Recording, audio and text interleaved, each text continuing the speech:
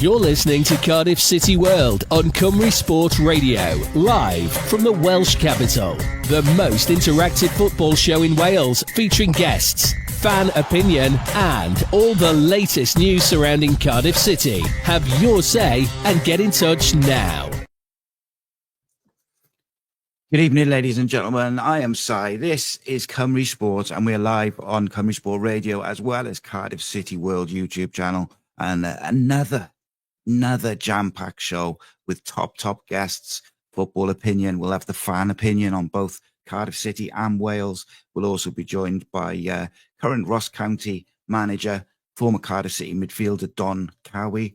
Rhodri Giggs joins us in the Welsh Football Hour a little bit later, as well as a host of fan opinion, as I mentioned. It's going to be a fun show, so keep it locked to Cardiff City World and, of course, Cymru Sport Radio. But let's waste no time and jump straight into our first guest. I am delighted to be joined by current Ross County Football Club manager and, of course, former Cardiff City midfielder, Mr. Don Cowie. You're listening to Cymru Sport. Good evening, Don. How are you, my friend? Very well, thank you. Thank you for having me. No, I've been looking forward to having a chat. It's an interesting one because obviously you had a pretty successful time at Cardiff overall.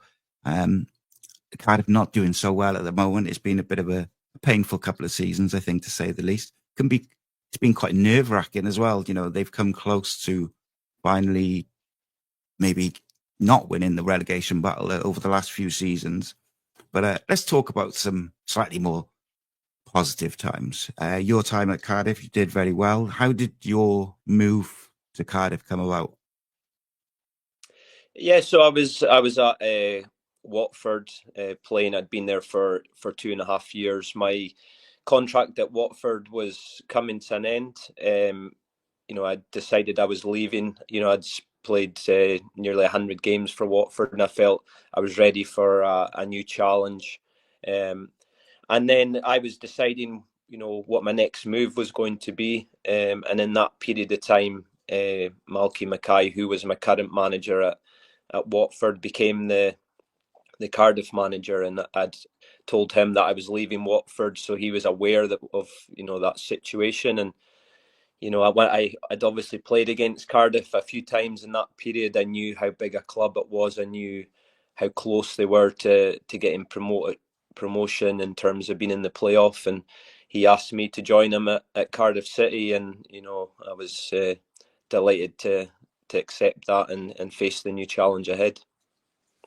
Yes, it's an interesting one, and I've had this conversation with Kev McNaughton and a few others from the squad at the time. On the pitch, it's a very positive period, but obviously you also had the things like the rebrand and stuff off the pitch. Was that difficult for the players to kind of put out of their mind, or was it just kind of almost galvanizing effect where you had the players and the fans? No, I think that was the real strength of the group of players that we had at that time at Cardiff. There was a real togetherness.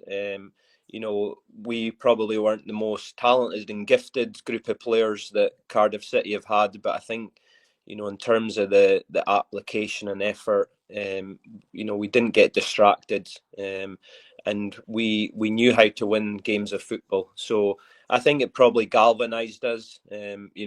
Malky's first year, we had a good season. We got to the League Cup final, we got to the playoffs, and then the next season was about, showing progression. And I think we recruited really well that summer. The squad was extremely strong. And I think in that season, memory serves me right, the highest league goal scorer for us was maybe 8 goals. And I think that just showed that it was a real squad effort and everyone was pulling in the same direction to achieve the goal of getting to the Premier League.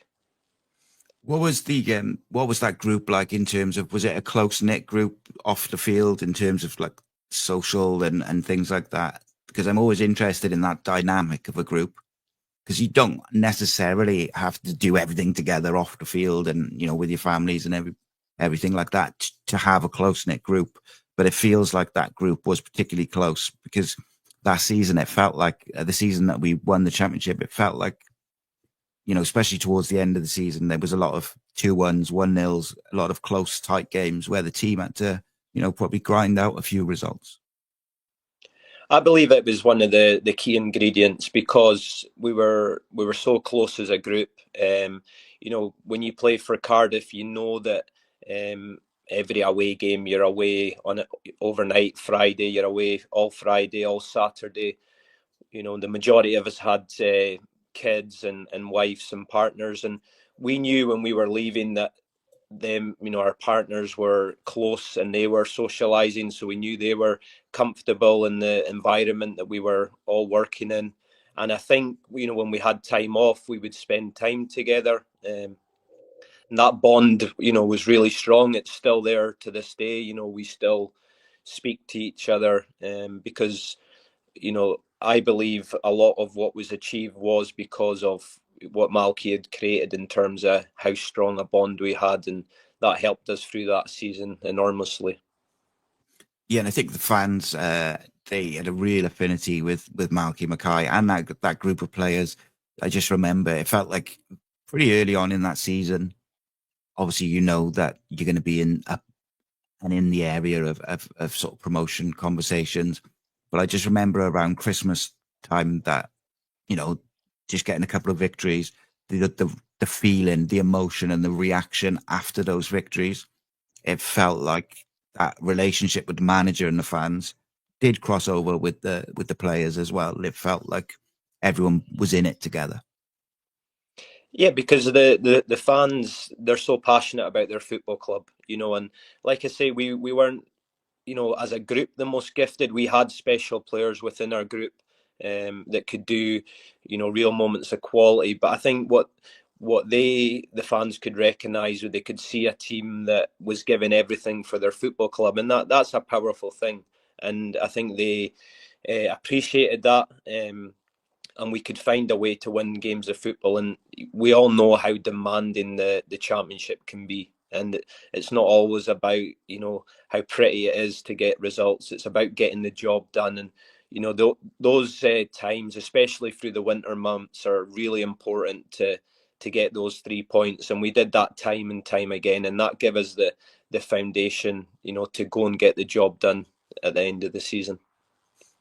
In those high pressure moments, when particularly at the end of the season, like I said, when it's really, the pressure is building with each game. And this is something which the current squad will be dealing with in a big way now. They've got, 8 games left to make sure they stay up. How important is it that there's players within the group who relieve that pressure and relieve that tension, whether it's with a smile and a joke or just the way their personalities are? Yeah, I think it's a time when you've to come together, and I think that's where your own unique personality within the group, you have to stand up and be counted and bring something to the squad. The group right now are going through a challenging period, like you say, with 8 games to go. They're in a situation they don't want to be in. But now's the time to, step up. It doesn't matter how the results come. It's about, getting those results. And it's about each individual playing their part, to make that happen. And I'm sure if they do that, they'll get the results that they need. Who were the personalities within your group under Malky that would have relieved the tension a little bit at different moments? Well, I think it was just that, everyone was very comfortable with each other within the group. So, we had Mark Hudson, who was the captain, who was the leader. He was always making sure that everyone was comfortable and happy with the environment that they were in, and, cajoling everyone along. And then it was about everyone just following in behind that and, taking each other along on the ride that we were on. We had special players, and unfortunately he's no longer with us, and Peter Whittingham, who could come up with a bit of magic. We had the experience of Craig Bellamy, and then we had Hyder Helgeson and Tommy Smith, people like that who'd done the job before in terms of getting out of the championship. So, when you put that all together with the core that was there from the previous season. It made us a really strong unit, and it was just about us all helping each other to, like I say, achieve the goal that we wanted to get to the Premier League.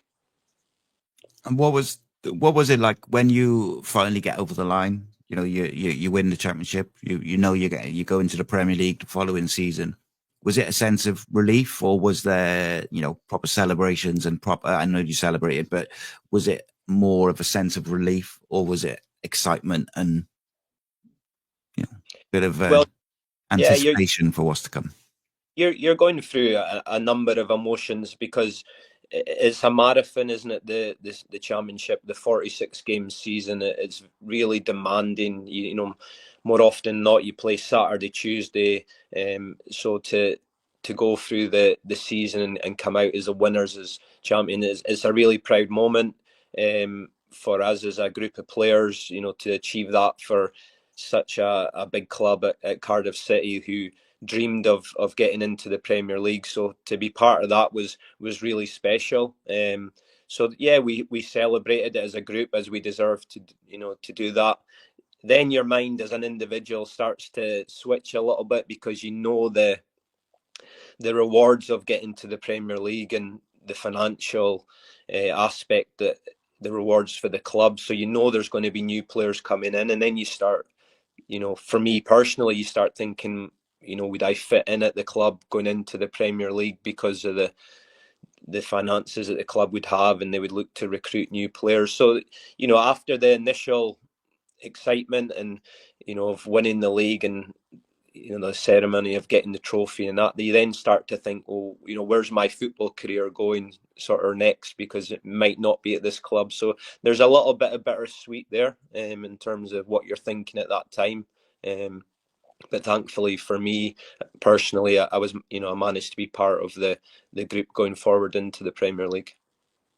I could put you on the spot a little bit, so feel free to, dodge the question. But I just wondered if there was a little bit of disappointment for you and within the group, specifically for you, having come in under Malky, that Malky didn't get an opportunity to finish that season in the Premier League, because Cardiff hadn't been in the relegation zone, while under Malky Mackay. Was there a bit of a sense of disappointment when he wasn't able to see that season through and try and stay up in the Premier League? Yeah, for what Malky had achieved the previous two seasons, and like you say, we'd never been in the bottom three while he was manager in the Premier League. So he was doing a really good job. We were competing really well in the Premier League. Without we were still in and around just above the relegation zone, but we were holding our own and competing. So I think we were obviously as a group disappointed when he left the club. We were well aware of, in terms of what was happening, that when he did eventually leave the club. And naturally what happens when the manager leaves, and the timing of it, I think it was in sort of December time, so we had a transfer window coming up, and then Ollie Gunnar came in to be manager, and the natural next step is, he wants his own players to come in. So then that becomes a real challenge, and it becomes difficult, because a new sort of group of players come in and they're added to the existing group, and maybe a different style of play. And it became a challenge in the second half of the season. And unfortunately that, resulted in us getting relegated from the Premier League. Yeah, of course. No. So before we touch on what you're up to now, I would just like to, how should we put it? If you could let me know your favorite moment during your time at Cardiff City, but exclude the, winning the championship. Maybe a goal, maybe a moment, a game, anything where you instantly sort of think back to it and think of it fondly. Yeah, I think it's an easy one for me, and mainly because I seem to see it every sort of month. It's on Sky Sports, the rerun, but being part of the team that played in the cup final against Liverpool, and taking them, or us getting so close to lifting that trophy and taking them to penalties is a game I'll always remember. You know, it probably epitomised everything about that group of players. You know, just leaving everything on the pitch for 120 minutes and bringing, you know, a prestigious club like Liverpool all the way to penalties. And obviously the one disappointment is, you know, coming up short in terms of losing the shootout, but it was a fantastic occasion, and it was a fantastic run for us to get there, you know, to that moment in the final. So that was probably my favourite moment. Yeah, I mean, that day was so special. It was just an incredible game because, let's be honest, you know, as fans, you go into Wembley, you're playing Liverpool, you're probably deep down not really expecting, you know, to get a result. You're just hoping that something special can happen. And of course, little Joe Mason gets that goal quite early on, and that gives you that hope and that belief. Liverpool get it back to 2-1, and I got interviewed the other week and asked what was my favourite goal as a Cardiff fan, and I said the Ben Turner equaliser because I thought I was going to have a heart attack at that point. It was unreal feeling. My wife literally, I was like telling me to calm down because it was just such a sensational moment. And Cardiff were full value for that equaliser as well, in fairness. And obviously Kenny Miller gets that chance just after as well, where could, you know, different universe, could have won it 3-2. Just lastly on that, Don, what is it like with the penalty shootout? You know, Anthony Gerrard took a lot of stick afterwards because of his, you know, his links to Stephen and things like that, mainly from the media, but from fans as well. Did the players get around each other? And because it was such a tremendous achievement to perform to that level against that Liverpool side. So I would have thought, you know, it would be something to be proud of, but obviously in the moment it's painful. Yeah, I think you know, any time you lose a game on penalties is painful, but to do it in a National Cup final in Wembley, 80,000 fans against, like I say, a team like Liverpool, we were obviously all, you know, gutted at the time, but very proud of the group in terms of the performance that they put in. You know, in terms of Anthony missing the penalty, you know, he was one of the ones that put his hand up to take it, you know, to put himself out there. You know, so great credit goes to him for that. We all know, you know, plenty of people have missed penalties in their career, and it can happen. Unfortunately, he was the one that missed the last one, and his connection with his cousin and the opposing team made it, you know, a headline or a story. But, you know, it's nothing that, you know, us as a group or as a team, you know, even thought about in terms of that. He was one of the ones that wanted to take it. So it's part of football. You know, unfortunately, we came the wrong side of it that day, but it doesn't diminish how proud we, you know, excuse me, we felt on the occasion. Absolutely. And the other aspect of that as well is when Anthony Gerrard put his hand up and said, I will take a penalty. You know, he knows that there's going to be headlines if he misses it and things like that. And I just think it shows tremendous amount of mental strength and bottle to put your hand up for it, because players over the years, there's players who never take a penalty because they don't like it. So I experienced a penalty shootout recently for my son's team, which is under 16s grassroots, and that was stressful enough. So we won't be looking for. We got another cup game on Saturday, so I'm not looking forward to that if we have to go through penalties again. But Don, you're the boss man now at Ross County, a club which you've got links with.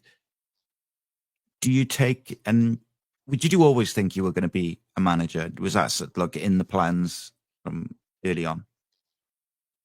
Not really, to be honest. I think, you know, I'm someone who left school at 16 to become a footballer, so it's all I know. You know, it's been a huge part of my life, and I think it was probably early 30s. You know, I was getting to that stage where I knew that my football career would come to an end at some point, and I could only really see myself staying in football. You know, I'd given so much to it, I'd experienced so much within it, and I thought, I wasn't sure at that time, did I see myself being a coach, or was it another role within football? And what happened was myself, Andrew Taylor and Mark Hudson, two ex Cardiff players as well, we went and did our coaching badge together, our B licence. We did it at Newport, and it was in the off season. And I think the three of us weren't too sure where we were going in terms of, you know, what avenue we were going to go to after football, but we thought by going as a group, the three of us, we had that support network, and you're going to be out of your comfort zone as a coach, because, you know, none of the three of us had done any coaching at that point really, and probably that was the first taste of it, and I realised that, you know, I wanted to take it further. And then I joined Hearts near the end of my career in Scotland, and there was a lot of young players playing for Hearts at the time, and I just felt when I was playing and around them all the time, you know, on a daily basis, I felt like I was coaching them, even though I was playing with them at the same time. And I think that gave me the real appetite to you know, focus on my coaching a lot more. And then when I came to Ross County to finish my playing career, I was playing and I was actually taking the under 18s at the same time. So I was starting to go through that transition, that I knew the time was coming to an end of my playing. That was the first steps in terms of taking a team, and then it's just sort of progressed since there, really. Indeed. Did you have Eli King on loan from Cardiff last year? Was it last year, I think? Yes, we did. We had Eli, and you know, I was assistant manager when Eli first came into the club, and then in February I became interim manager for the last 3 months of the season, and Eli did outstandingly well for us as a club. You know, we finished in the playoff last year, and for us to come through that two-legged playoff, Eli was a huge part of that, and gave a big contribution. You know, so always keep an eye on him. You know, since then I know that he's now on loan at Stevenage, and wishing him the very best for his future, because I believe he's got a big one ahead of him. So, Don, round us off to finish.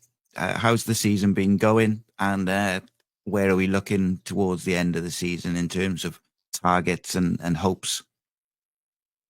Yeah, so I was made permanent manager in the summer, and the last, you know, the two previous seasons at Ross County, we finished 11th and been in that playoff spot. And I've, you know, since the start of the season, it was to try and progress and get better and improve on what we've done previously.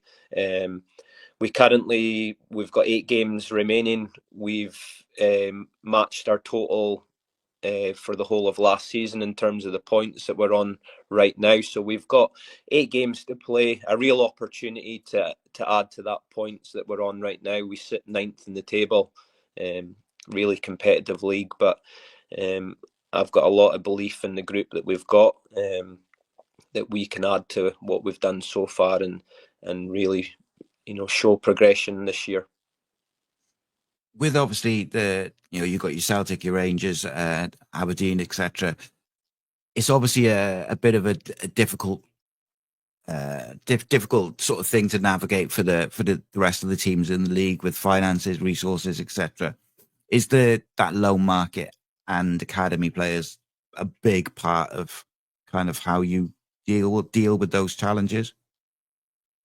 Yeah, it's a big part of our football club. We use the loan market, like we've just spoken about with Eli coming last season, and we've done the same again this year in terms of taking players from England, because I think it's a great opportunity for, you know, the younger players in England who are maybe not quite getting the appearances and minutes that they would like at their parent club, and we can give them that platform, you know, in a very competitive league, like you say, playing against Celtic and Rangers in front of 50,000-60,000 fans. So it's a great experience for them, and that's a big selling point for us. yes, we want the nucleus of our club being our own players and homegrown players, but at the same time, we recognise the importance of adding to that with loan players, and it's something that we'll continue to use.